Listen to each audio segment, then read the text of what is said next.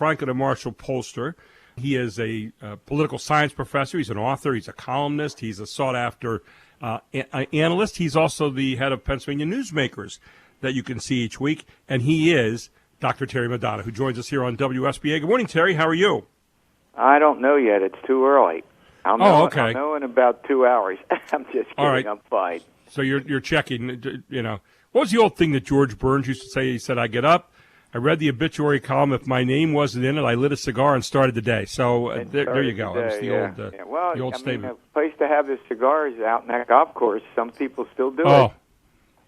Yeah, and you know, there's something about a cigar smell in the golf course. It's really good. I don't smoke cigars, but I don't mind the smell of them. I like the smell of a cigar on the golf course. Well, right now we're in our own separate carts, and I kind of like that. It allows you, you don't have to worry about the other person's ball, and you can focus on what you want. Yeah. Well, although we started actually putting two in a cart now at our court. Yeah. Yeah. Yeah, we're allowed to do that. Although somebody tried to get in with me yesterday. No, actually, a good friend did get in with me in the back nine yesterday. He walked the front, and we rode the back, and we didn't talk that much anyway. But what the heck? We had a good time. Hey, polling. I'm looking at the polling in Real Clear Politics, and obviously this week where we had voting at our polls, states on the national election. Joe Biden is ahead. If you look at the Real Clear Politics average, which you and I both look at a lot, he's ahead. In all the big battleground states, although I did see the CNBC poll this morning, it's much closer. But if you take the average of all those, he's up anywhere from 3 to 4 points, depending on what the state is. And your thoughts about the polling right now? I would say, if you looked it up, President Trump, he did not have a great week this week so far, with the photo op picture that was taken with a church in the background, and some of the things he said regarding the George Floyd death probably haven't been the very best in terms of serving the nation and himself this week. Yeah, I agree. What's actually kind of remarkable is when his job performance, let's talk about his job performance first. It goes up and it goes down, but it only goes up and down by 2 or 3 points, as I've mentioned many times, because of the rock rib support among Republican voters. He gets 88, 90% of Republican voters who give him a positive job performance, and Democrats are in the single digits in some polls, and it's more often than not the swing of a few independents that make the difference. But I agree with you. I mean, it's hard to think if you lose, let's say, 2 of 5 states, that you can win the presidency. And I'm talking about President Trump get reelected. Pennsylvania, Michigan, Wisconsin, Florida, and let's throw in Arizona, and maybe we can add 6th in North Carolina. Now, he was ahead. President Trump led in North Carolina. The lead wasn't big, but he had a pretty consistent lead for months. And when I looked at Real Clear yesterday, he was trailing in North Carolina.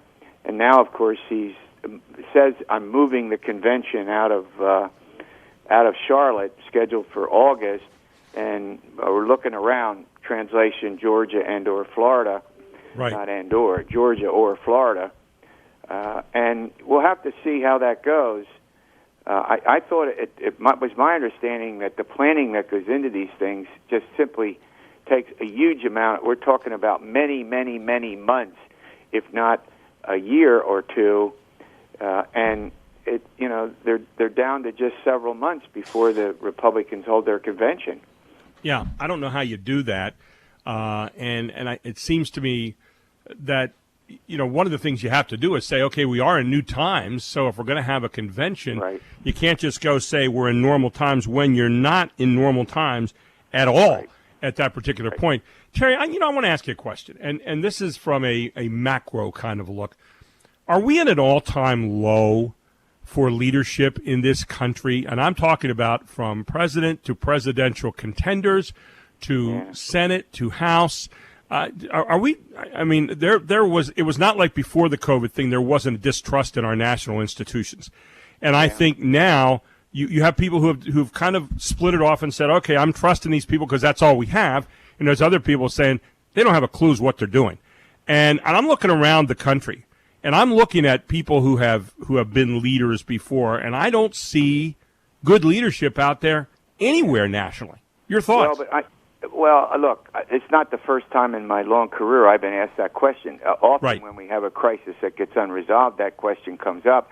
I think the problem is the huge partisan and polarization that exists, and it's like office holders are immovable in terms of their positions. Now, the Republicans and Democrats did do 3.5 stimulus bills in which they poured trillions of dollars back into the economy in a whole bunch of ways, even though they're at loggerheads over the latest. The fact of the matter is that I think it's more the partisanship and the polarization. And as I like to put it, lawmakers are really actually representing their constituencies. I mean, Democrats represent urban areas and more the suburbs of our country. And when it comes to support for the president, that's minimal in those places. On the other hand, when you go into rural and small town Pennsylvania, rock-ribbed Republican, huge supporters of the president. I think it's more that situation than anything else that causes the dilemma that we have in governing, where it's hard to get a consensus. And, at the moment, the polarization means Donald J. Trump gets no credit for the Democrats regardless of what he does. Well, but I look at the whole thing and I think, we're not choosing from the best of the best anymore in terms of leadership. We're choosing, and people say, well, you're choosing from the lesser of two evils. And I've often said before, no, we're choosing from the less evil of two lessers. Those are the choices that we seem to get anymore. WSBA Morning News with Gary Sutton. We're with Dr. Terry Madonna, Franklin Marshall pollster. Terry, the death of George Floyd, I think, brought people together in this country in terms of seeing the video and seeing this policeman put the knee down on the neck of this man and causing him to die in Minneapolis. I think the good news is, and we were talking about this with another guest earlier this morning, that we didn't say, hey, maybe that was okay. If that were the case in our country, I think we'd really be bad. The fact that we all kind of recoiled in unison when we saw that, or 99.9% of us did anyway, I think is a good thing. The problem is we still find a way to splinter off here in America into and I think there's two different dynamics at work here. Number one, the people who peaceably assemble, which I think we all guard that zealously, because we've seen a couple of protests in Harrisburg this year against the actions of Governor Wolf. Conversely, people are voicing their concerns about, is there a disjointed justice system in this country? On the other side, we have people, once again, as we see politicians do so often, in this case, we have people who take advantage of that very situation to say, well, burning down cities, looting, violence, stealing cars, doing all that kind of stuff, deaths, injury, that's all okay too. And that's a whole separate dynamic. So I think we have to very clearly separate the two. But what is that doing to the national American conversation right now? Well, it's creating, it's reinforcing the deep divisions that exist. I mean, look, if anything, what the horrific murder, and that's what it was, of Mr. Floyd indicates is that we still have, a deep problem with institutional racism, and this ought to give us a chance to come together, folks of color and white folks, and sit down and decide what it is we can do to systematically end the racism. That's point number one. Point number two is that we do need to distinguish, as you accurately point out, between legitimate and supporting peaceful demonstrations, which are enshrined in the Constitution and the First Amendment, and we need to protect that and support that. But we need to condemn acts of violence, looting, burning, all the other stuff that's taken place, many of it in communities where people of color rely on the businesses that have been looted, to purchase the goods that they need to survive, and as well provide employment for people. We need to separate the two out. And what I was happy to see is that police would kneel with the peaceful protesters. They would, in fact, one a police officer hugged a demonstrator. I think we need to, but that doesn't mean that we should not be reviewing police policies. There's nothing wrong with doing a review of that. And no one should be suggesting that every cop in America is racist and is out to harm people of color.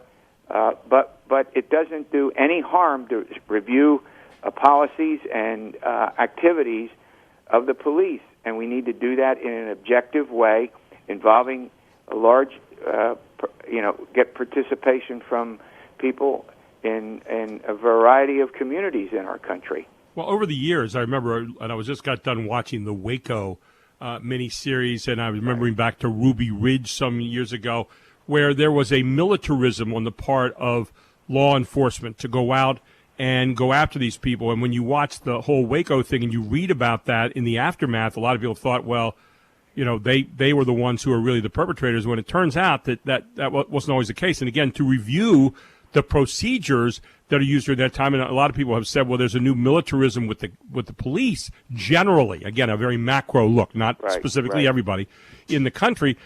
I think that's important. And again, do we treat people of color differently than we treat other citizens? And for the other citizens, they say, well, no, you don't do that. And for people of color who have been treated differently, and you've seen profiling and so forth, they say, yeah, it is different. And so, again, I think we have to be willing to listen in that conversation, as opposed to kind of digging in our trenches and not being willing to have a conversation about the possibility that could be the case generally in the country. Yeah, no, I think you're exactly right. I mean, from my point of view, when we get into these situations, it's time to evaluate, to have people come together, to put aside the differences, and to objectively look at situations. And I don't mind. I mean, Governor Wolf, for example, traveled with some walk with demonstrators in Dauphin County. Now, Dauphin County is yellow, meaning they're in the transition phase, and so there was nothing wrong with that, and it was peaceful. And I think we ought to all be supportive of that, and hopefully it's a wake-up call for all Americans to come together and to work to solve the problems that we've been addressing. And I don't know that it's so much partisan per se. I don't get the sense it's Republican versus Democrat. I think it's a question of, do we recognize and are we ready to deal with racism that still exists in our country, and we have to fess up to that, and all of us need to work together in a whole variety of ways. Finally, Terry, about 30 seconds left. Any races that really kind of intrigue you, outside of obviously Donald Trump and Joe Biden this coming fall? Any races that jump out at you that kind of you're going to have your eyes looking on that? Sure. Me and most of the political analysts in the country, and that's the congressional race over in the 10th District, which is, we have 435 House seats in our country. That's in the top 10, top 15 in terms of the competitiveness, in terms of a seat that could be won. Notice the way I put that. I didn't say would be won, could be won by the Democrats. And so that's a huge race. And of course, you're talking about Eugene DePasquale against Scott Perry, which is the race you're talking about. If Eugene ultimately prevails, and we still have to do, I guess, all the counting of the mail-in ballots in Dauphin and Cumberland counties. At least that's my understanding. I don't know that that's been complete. But, if that's the case, yes, that's going to be nationally watched. There's a district in the eastern part of the state, in the 1st Congressional District, that's also going to be on a lot of people's radar. Well, it's going to be, in this volatile time, who knows from day to day what might change the absolute way in which the race goes. We were talking about nothing but COVID the other week. This week we're talking about almost nothing but George Floyd. Who knows what next week will bring, and we'll have a chance to talk about that even more. Terry, thank you so much for joining us this morning. Pleasure. Appreciate the analysis. Have a great weekend, my friend. Take care. Have a great weekend, my friend. Take care. Have a great weekend.